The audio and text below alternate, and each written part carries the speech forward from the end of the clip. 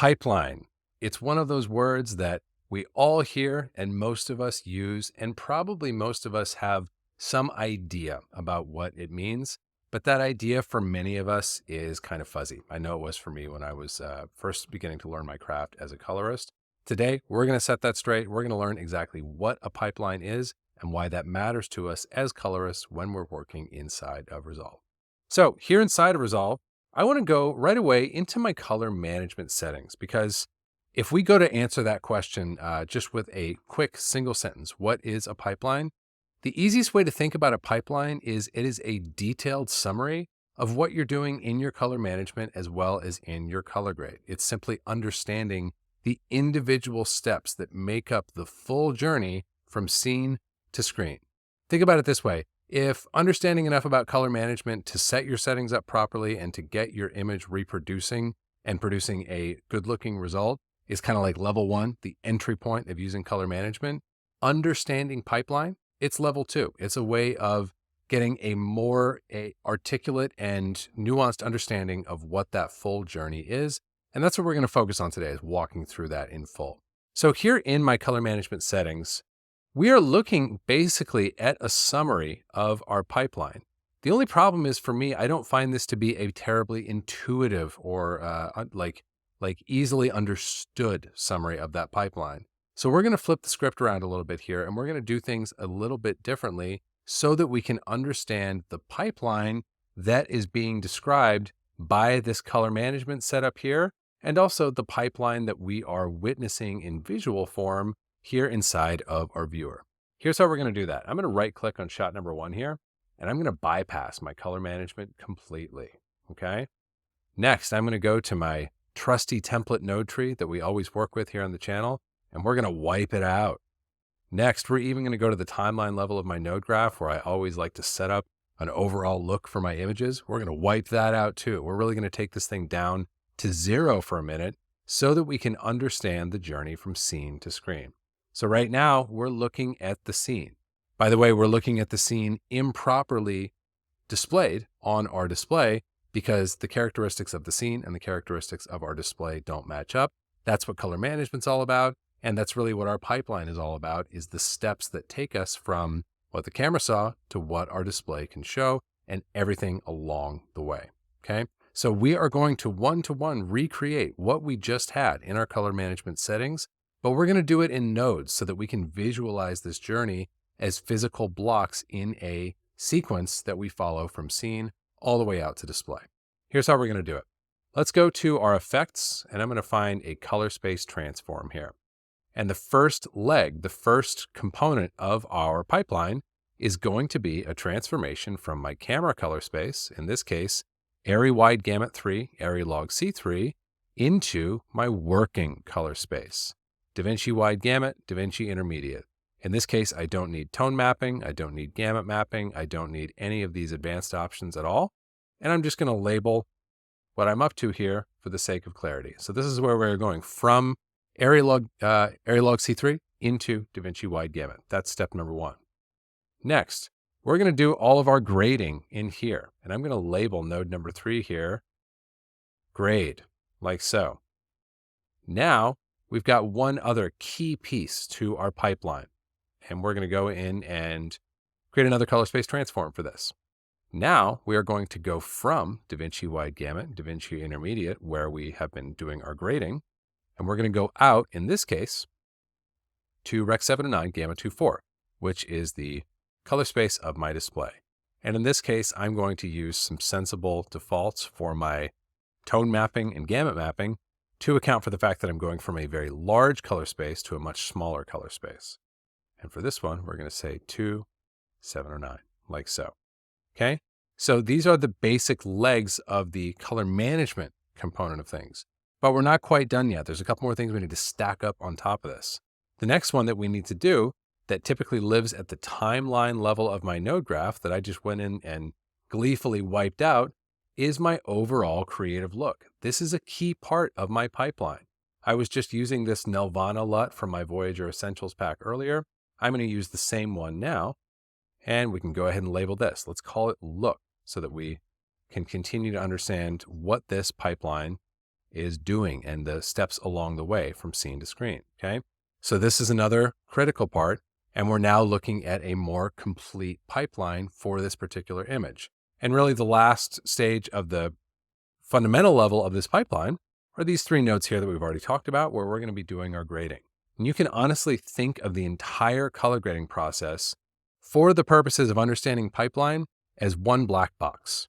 It's just one black box. Pixels come in this case, in DaVinci Wide Gamut Intermediate, in my working color space. Stuff happens to them at the hands of the colorist using the input from their client, and then pixels go out of that black box in their graded form. From there, they flow forward into a look and finally out to our display. So that is our pipeline in full. And to be clear, that is our pipeline from camera out to display. This is our color grading pipeline. But there's one more thing that I want to talk about when it comes to pipeline, because it comes up a lot in the context of that term, and that is what we sometimes think of as our visual effects pipeline. So there's this whole other sort of side quest, side mission to the pipeline question, where as our main line, our main journey, we have our set of color space transformations, we've got our overall creative look, and we've got our transform out to Rec 7 or 9. But I want to visualize the VFX aspect of things as sort of a separate branch of this same pipeline. Let's just say for a moment that somewhere before this grade even happens, this shot needs to go into a visual effects compositor type of space, a space where a visual effects artist can operate on it.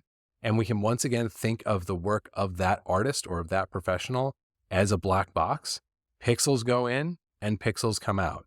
In terms of a more human understanding of what's happening there, you could say that a shot like this goes in and what comes out is the same shot, but the sky has been replaced or the phone screen has been recomped. Something has been fundamentally altered in this image, right?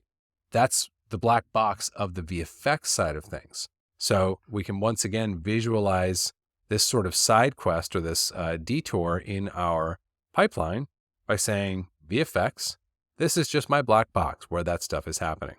But for those of us who've worked with VFX before, we already know that things need to be given to VFX in a particular way, and we need to receive things back from VFX in a particular way. So there's lots of different ways that this can go, and this leg of the journey can vary independently of whatever we are doing up here. So it's really important to understand this is a connected part of the pipeline, but it's also not dependent ultimately on what we are doing here. There's any number of things that we might do down in this leg that are distinct from what's happening here. So we're going to drive this once again with color space transforms. In case you haven't noticed yet, color space transforms are the technical foundation of pipeline. Yes, there are creative things that happen within pipeline as well. The color grade, the creative component of our visual effects, our overall look, those things all take place within the pipeline as well and are considered part of that journey from a pixel being captured in a camera to a pixel being reproduced on a screen. But the building blocks, the fundamental, like foundation really of the pipeline is color space transformation. And so we are going to use 2 more color space transforms here for our VFX portion of our pipeline. And in this case, we are going to go from DaVinci Wide Gamut, DaVinci Intermediate, and we are going to go into any number of color spaces. There's actually not just one color space we could use here, but here's a very common one. ACES Linear. This is going to come up a lot. Oh, look, we got Leica L-Log. That's not going to do. I'm looking for linear. There we go. So we've succeeded in creating a completely wonky image, right?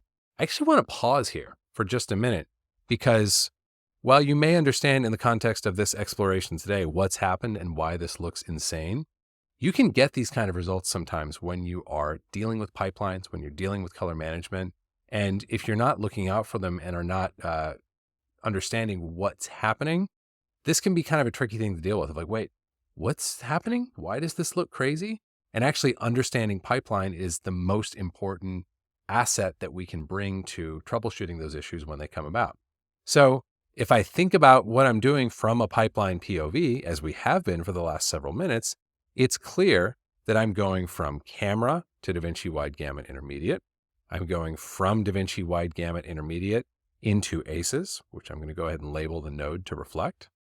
I'm going into my black box of VFX, which right now is nothing. And then I'm going and doing my grading. I'm doing my look, and I'm doing my color space transform. And really here is where everything gets broken, here as well as here, because both of these pieces of the process, really the grading process as well, they are not expecting what I am giving. I am giving ACES linear, right? These pieces of the process are expecting DaVinci wide gamut intermediate. So there's a discrepancy there. That discrepancy is what's causing this very odd rendering of the image that I'm seeing here. So to remedy this, I simply need to complete my round trip, or my sort of like side quest here within my pipeline.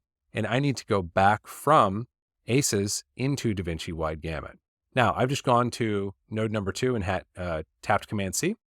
And now I'm going over to node number 4 and hitting Command V, which is making my image look even zanier for a minute, but we're going to fix that. And we're going to fix it by using one of my favorite new features in Resolve 18.5, which is this handy dandy swap button here.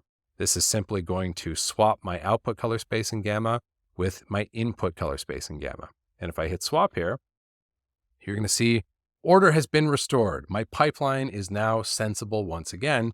And really what I'm doing here, let me relabel this node. We're going to say this is taking me back to DaVinci wide gamut.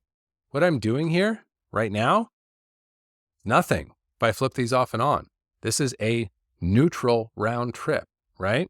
But what I'm doing is moving into what we could call a linear domain, because that is traditionally the preferred domain for a visual effects artist. That's what they're going to expect from you. So your color grading pipeline might look something like, well, I'm going to go in and set everything up. I'm going to get my overall look in place. But now I need to turn these pieces off and turn just this piece on, so that I am effectively taking an image that started its life as Area Wide Gamut 3 Log C3, turned into DaVinci Wide Gamut Intermediate, and then turned into ACES AP0 Linear. I'm going to send that over to my visual effects artist.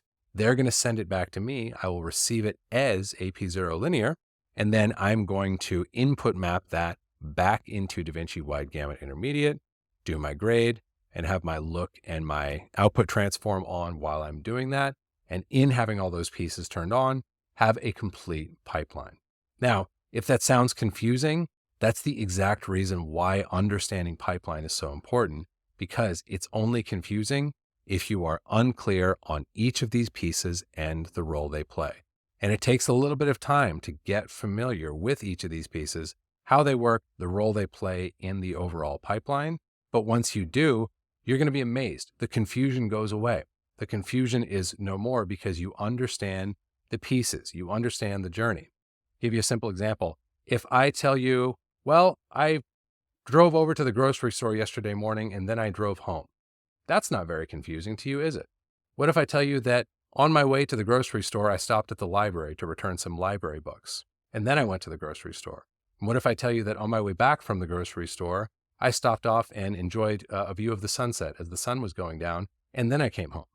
That's still not confusing to you, is it? Even though I'm adding steps to the process, because you understand the fundamental journey that I'm getting in a car, leaving my house, going out and doing some stuff, and then returning back to where I started, or in this case, returning to a slightly different destination.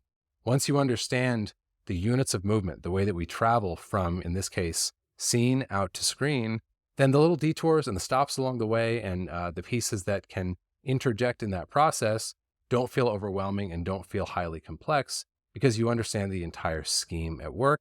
That's what we call pipeline. That is what I'm going to call level 2 of mastering color management, where at level 1, you might understand generally what color management is, why we need it, and how to use it. At level 2, you're really starting to achieve a more granular understanding of what it means to take an image from pixels captured in a camera out to pixels pleasingly reproduced per your creative intent on a screen. So that's the simplest that I can make the pipeline journey for you. This might be one of those videos that you need to take a second lap through to fully understand, but I really want to encourage you, if the complexity of all this seems overwhelming, to simply get familiar enough with it that the pieces aren't going to throw you off. In my little grocery store analogy, I could put as many stops in that journey as I want to, and I'm not going to confuse you because you understand the basic idea of me getting in my car, driving to a place and making some stops along the way. or on the return journey. Because you understand that, you're never going to be confused. The same thing is going to be true for you once you begin to grasp pipeline at a more intuitive level, and you're going to be able to wield things much more effectively and color grade much more effectively, collaborate with visual effects vendors much more effectively, because you understand pipeline and all the different variations that can happen within it and still have a sensible overall journey from sensor to screen.